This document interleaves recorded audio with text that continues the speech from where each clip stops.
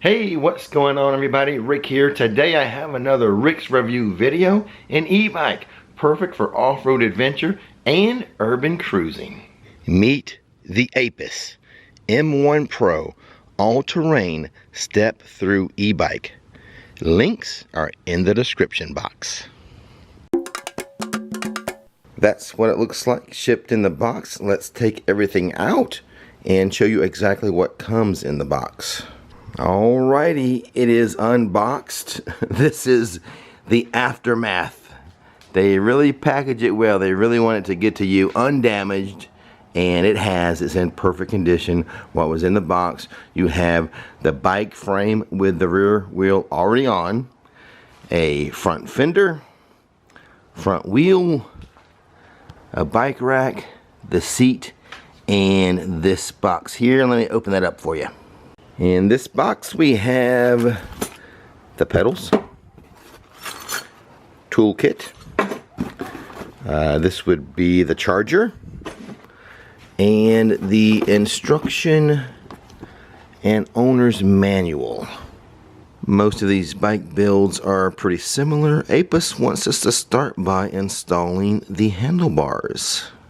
Alrighty, I have the handlebars installed, and I think I have them in the position that I like. I can always adjust it later once I have the bike totally set up. One thing I noticed about this that I didn't know about this e-bike, it's not a thumb throttle. It's more like a motorcycle throttle over here on your right side. So interesting, those are always fun. And now the instructions want me to install the front fender and the rear rack, so I will. But before I do that, I have a confession. I made a mistake. See the forks?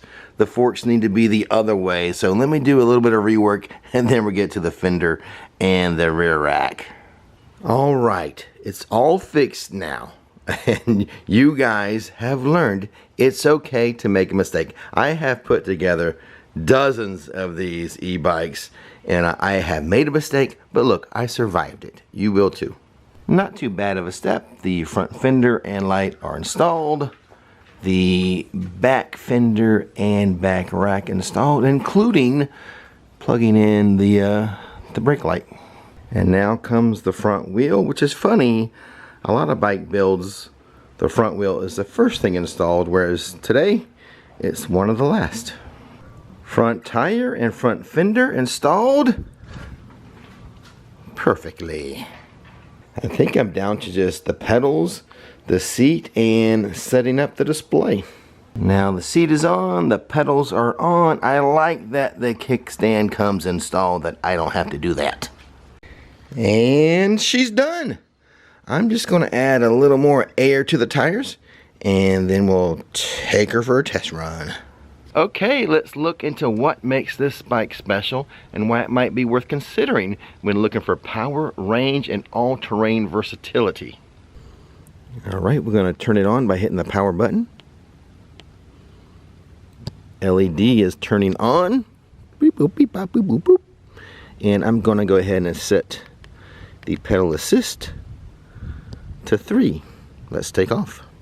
Changing gears is on the right hand side. This button here to move up in gear, this button here to move down in gear. First off, the motor. This bike is equipped with a peak 1800 watt rear hub brushless motor, delivering up to 110 Newton meters of torque. That kind of power means strong acceleration and serious hill climbing ability. Next up is the battery. It uses a 48 volt, 17.5 amp hours lithium ion pack, which is removable. What about the range? Up to 85 miles under ideal conditions. That would be low pedal assist. And in throttle mode, you're looking at a lower range, but still strong, depending on the terrain and the rider weight. For terrain versatility, this thing is loaded. It comes with fat 26-inch by 4-inch tires, great for sand, snow, not that I'm going to get any, gravel, which I'm on right now, or less than perfect pavement. It also has full suspension, a front fork, and a rear shock absorber to help soak up the bumps. On the drivetrain side, you've got a 7-speed rear gear system. For stopping power, mechanical disc brakes, front and rear, which gives you a decent control given the speed and the weight of the setup. You can get an option for hydraulic brakes if you so desire. The display is an LCD screen that keeps track of your speed, your battery power, etc. On to the frame and fit. This version is a step-through design. That's the ST in the name, which makes it easier to mount and dismount, something I always appreciate.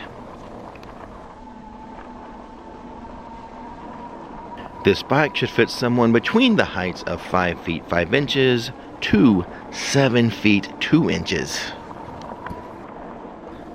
The bike weighs about 88 pounds and can handle a payload capacity of up to 500 pounds.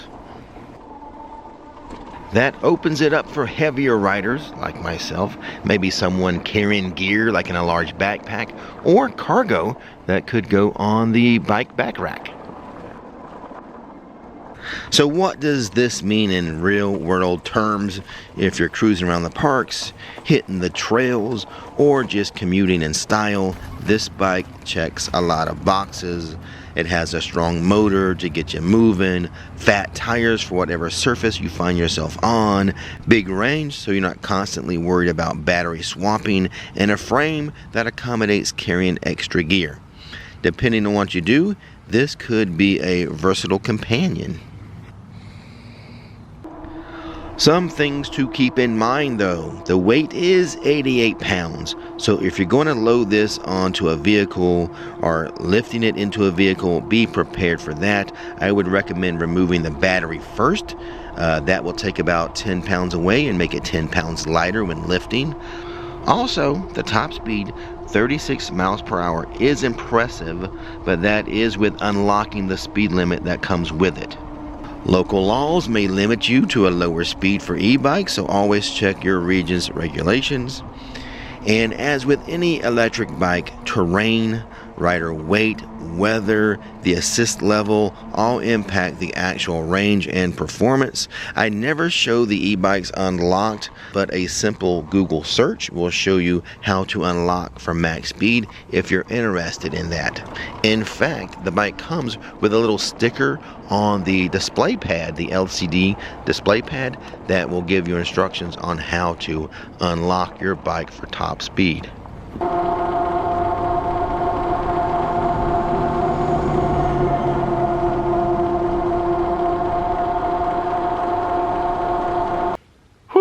I'm back, and I did put this bike through its paces. I did several different types of surface, sidewalks, paved roads. There's this big gravel section that goes around the lake. It was very gravelly and with some sandy spots. And I took it even like off-roading into the woods a bit. That was fun. That was interesting. That was all terrain right there. But the bike handled everything very well. Couple things I want to note is like the front fender. You guys, you know I never put front fenders on these types of all-terrain bikes. I did on this one. I think I'm going to take it off. Also, I like the hand grips on these. It kind of curves and flattens out, makes it very comfortable on your hands. But oh my gosh, Pedal Assist 5 has so much strength, so much torque, so much speed. I didn't unlock this bike, so I didn't get up to 36 miles per hour. I got up to like 22, but I got up to like 22 with Pedal Assist 5 pedaling up a hill. So the motor is strong. It has a lot of torque, especially in Pedal Assist 5. Oh my goodness, so strong. But it was a very comfortable ride. You know, I can see if someone wants a bike that can do multiple things on multiple surfaces, you know, maybe just riding on a standard paved bike trail, or a little crazier stuff like I did with the gravel trail and just some dirt and sand. I think it's going to handle it well. Just be ready for some power with this one. So that is my review of the Aipas M1 Pro. There are links in the description box for you to click on just to learn more about it if you're interested, or to make your purchase. But for now, life is not always a thrill, but it is an adventure, and we'll see you on the next one.